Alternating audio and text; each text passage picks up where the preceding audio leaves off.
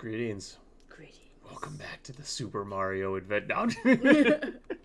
No Super Mario Adventure here, just a regular one with me, the lead adventurer, and my adorable wife, Caitlin. Hello. So, we went and saw the Super Mario Bros. Movie. I thought it was pretty good. Not super bold and brave in terms of, like, huge, innovative cinematic decisions, but it was good in that there was no woke garbage in there, and it was what it was supposed to be. A fun, family-friendly Mario Bros. Movie. So, I was absolutely fucking enthralled. You know, just absolutely, like, just, yes. You know what I mean? So we're going to get Critical Drinker's take on it. Yes. Truly, we are living in strange times. A world where new Marvel and Star Wars movies are greeted with almost universal indifference, and a movie about a fat Italian plumber chugging magic mushrooms to fight a giant dinosaur is on track to make over $1 billion.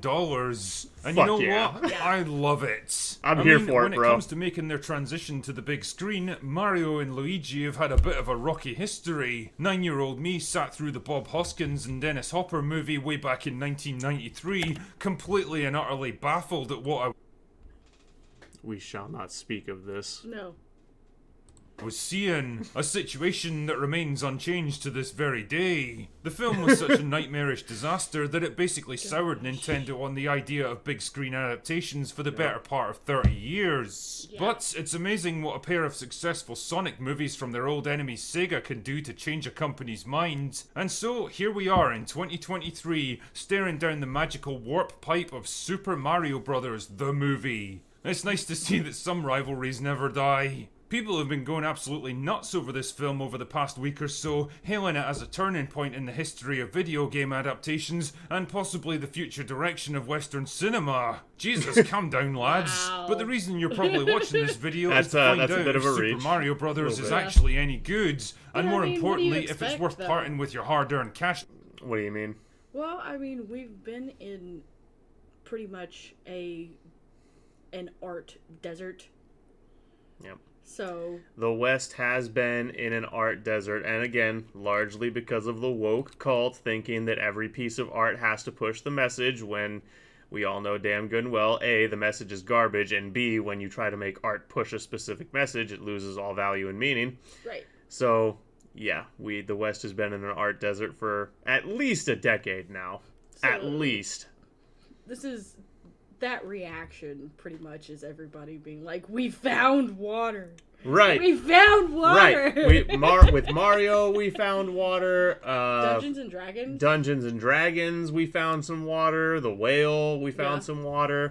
Even though it was very bitter, disgusting water, we Right, found it. yeah.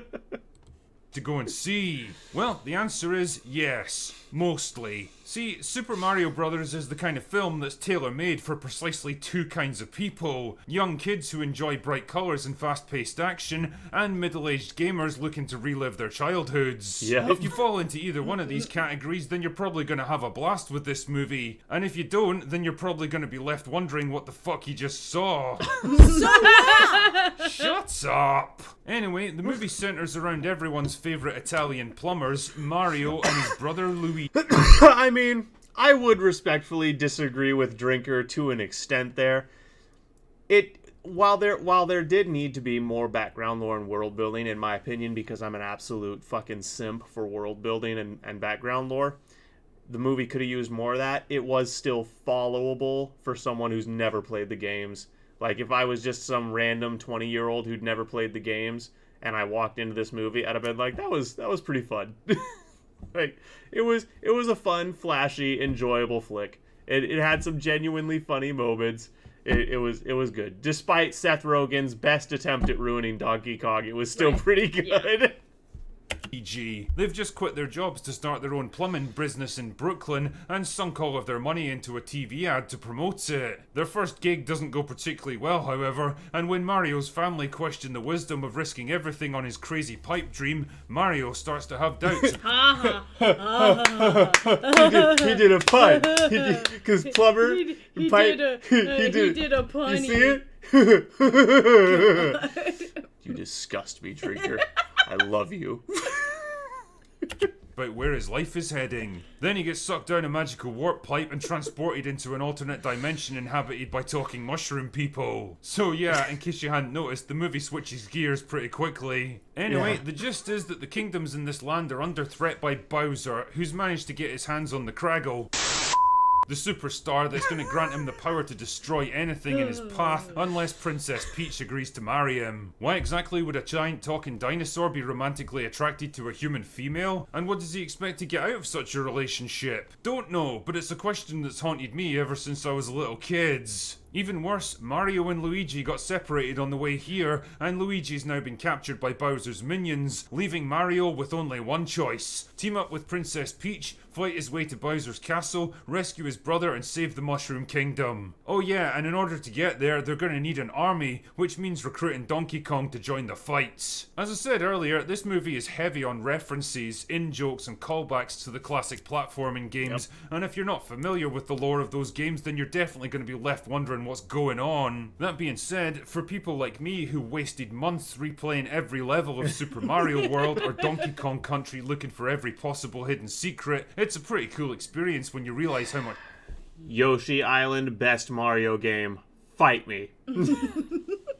stuff they were able to cram in here. There's a definite sense of reverence for the source material and a desire to reward longtime fans of the games. Oh my goodness, respect for the lore and for the customers? What kind of bizarre world are we living in here? Right. The plot itself isn't exactly complicated, and the characters aren't going to inspire 5-hour video essays about their hidden meanings and motivations, but then again, what were you expecting? The original games weren't exactly heavy on story either, and I don't think many kids back then were desperate to know Mario's entire personal history or the intricate political situation of the Mushroom Kingdom. That being said though, I think there was more scope to tackle slightly more complex ideas than they did here. The best animated movies are the ones that appeal to both kids and the adults that took them to the movie theatre in the first place, working in subtle but mature story and character beats that appeal to different generations. Like, there's a reason people still get emotional at the intro to Up, or the ending for Toy Story 3, the bittersweet acknowledgement that sooner or later we all have to say goodbye to the simple innocence of our childhoods and leave behind the once treasured objects that went on the journey with us. Stuff like that tugs at the heartstrings of kids that know eventually it's gonna happen to them, but it hits even harder for the parents who already went through it. Basically what I'm trying to say with all this pish is that there isn't really that same complexity of emotion or storytelling here. It's simple, straight up entertainment, and the only real theme that you can draw from it is the value of determination and loyalty to the people that you care about. Pretty universal and inoffensive ideas, but hardly groundbreaking stuff. But as simple as they are, I think most of the characters come across... Well, but again, that's part of why it has universal appeal, so that's a good thing. It's a kid's movie, and the message of, if you fail, try again is a profoundly important message for kids. And the message of loyalty to the people you care about and putting forward your best foot and trying to be a force for good in the world. These are all good messages that should be aimed at kids, and the movie had those messages. I'm all for it. Is likeable and fun. Mario's a plucky underdog that everyone underestimates, driven by family loyalty and able to pick himself up and carry on when the going gets tough. He struggles and fails but never quite gives up and always finds a way to pull through to the end. Luigi's timid and reluctant, preferring to follow his brother's lead and always looking to Mario to protect him. He's probably the least well-served character in the movie, since he spends most of his time locked up waiting to be rescued. And although he does redeem himself at the end, it would have been nice to see the two brothers working together a bit more. Princess Peach seems to be the biggest bone of contention for most people, and it's not hard to see why. The modern Hollywood trend of elevating female characters into annoying, obnoxious girl bosses who can do everything that men can do, but better, is pretty well known at this point. And if the rumours are true, that's exactly what the studio had planned before Nintendo stepped in and overruled them. And if that's the case, then fucking hats off to them, because... Right. Right, Nintendo, if that's, well, I'm 99% sure it is true. Nintendo, thank you. Yes. Thank you. And let me just say, to the woke corporatists of Hollywood, go fuck yourselves. The Japanese culture is smarter than you. There's a reason their culture is intact and your businesses are all failing. Because I think this version of the character manages to walk a pretty careful line, able to make decisions and look after herself without overshadowing and belittling the actual protagonist of the movie. Yeah, there's one or two little occasions when she's a bit too good at everything she does, and I noticed that the finale carefully adheres to the golden rule of modern writing that a woman can never be directly rescued by a man, but whatever. The point I'm making is... in defense of the movie... Oh, wait, no. Oh, wait, excuse me. Yeah, that's the point I was about to make. When Mario is doing the obstacle course, and he fails a bunch of times, and he's talking to Peach afterwards, Peach does something that's very uncharacteristic of the modern cinematic female, and she tries to console Mario and be friendly and encouraging, which... I was like, oh, that's nice. An actual human emotion from a female lead.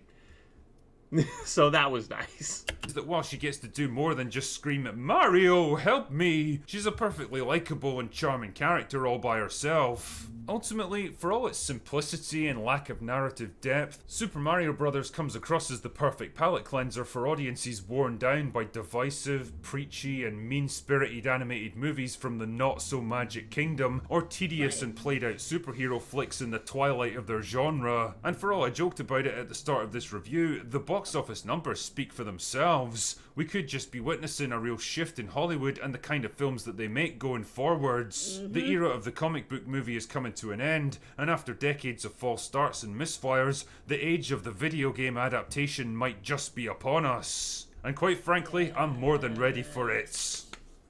Anyway, that's all I've got for today. Go away now.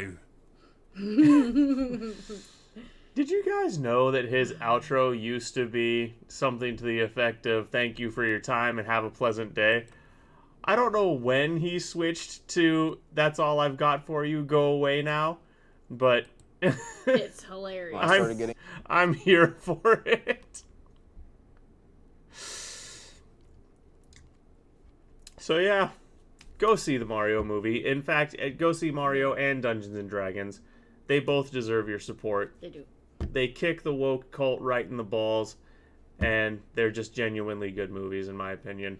So go see them. Tell Hollywood, F your woke shit, give us stuff that's actually good.